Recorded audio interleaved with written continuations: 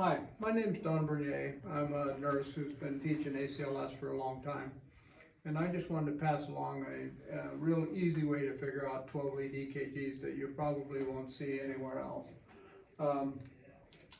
When I first started trying to understand 12 lead EKGs, I had a really difficult time because I couldn't make the pieces fit together in a pattern that made any sense to me. I kept looking for the relationship between, say, AVL and lead 2 and AVR and V1, and I just could not see a pattern in how they fit together.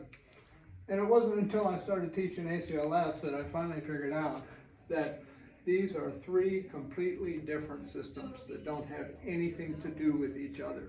They don't fit together. They never will. I think, and I don't know this for a fact, but my opinion is that these are three different systems that were made by three different people at three different times. And somebody else decided to put them all together on one piece of paper so that with all three of them they can figure out what's going on with the heart. But they don't fit together like a jigsaw puzzle. They never will.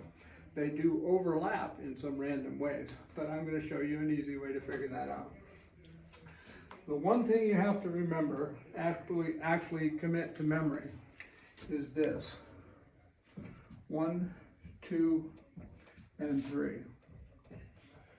This is the direction that the first set of leads 1, 2, and 3, look at the heart from.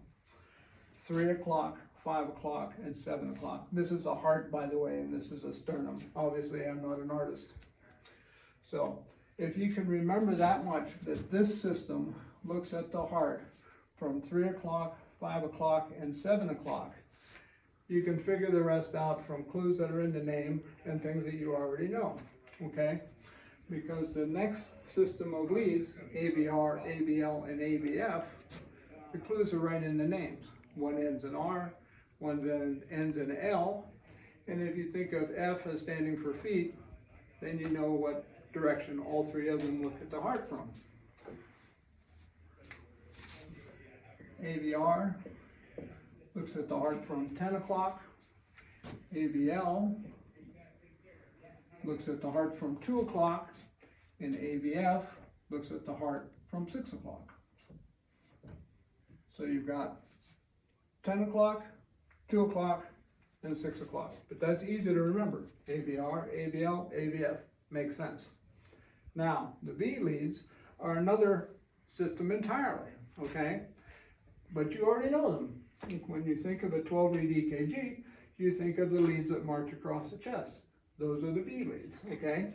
And unlike these other ones, they look straight in from where the patches are placed, okay? You have one on either side of the sternum. You have two on the anterior chest, left anterior chest, and you have two on the lateral chest. And that's the direction that they look at the heart. That's the part of the heart that they look at. They look straight in from where the patches are placed. Unlike these other ones. The other ones are all done with the limb leads, and there's magic that happens in the box that makes them look from different directions. Now, you know what direction all the different leads look at the heart from, okay? So, if you have an inferior wall MI, what leads look at the inferior wall of the heart? That is, what leads look from the bottom up, at the bottom of the heart. Obviously, 2, 3, and AVF look at the bottom part of the heart. So this is an inferior wall MI.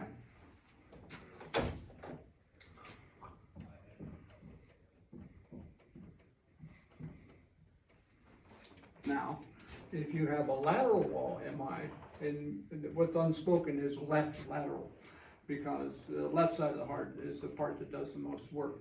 So what leads look at the left lateral wall of the heart? There's 4 altogether, but it's easy to see, okay?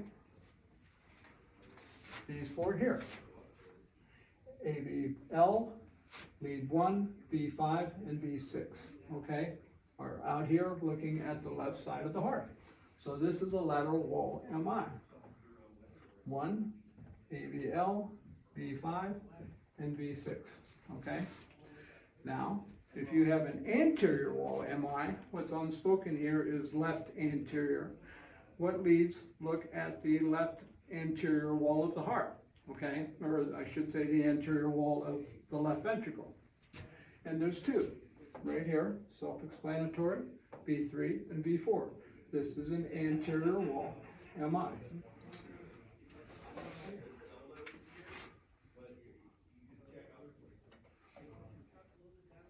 And finally, if you think of the sternum as being in line with the septum of the heart, which it is, what two leads would look at a septal wall MI? Obviously, V1 and V2. This is a septal wall MI. AVR doesn't do much of anything.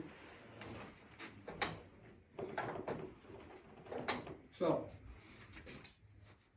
pretty much self-explanatory. If you can remember, leads 1, 2, and 3 look at 3 o'clock, left side of the heart, 5 o'clock towards the bottom, and 7 o'clock also towards the bottom on the right side.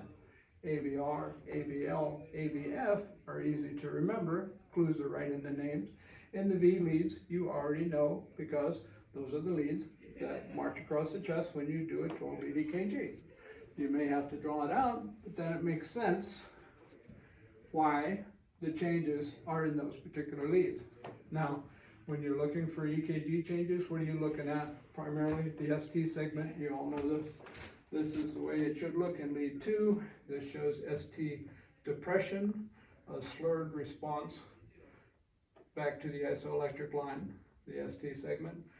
ST elevation is where it actually goes above the isoelectric line and back down. This is worse. This is a STEMI, ST elevation MI, versus an N-STEMI.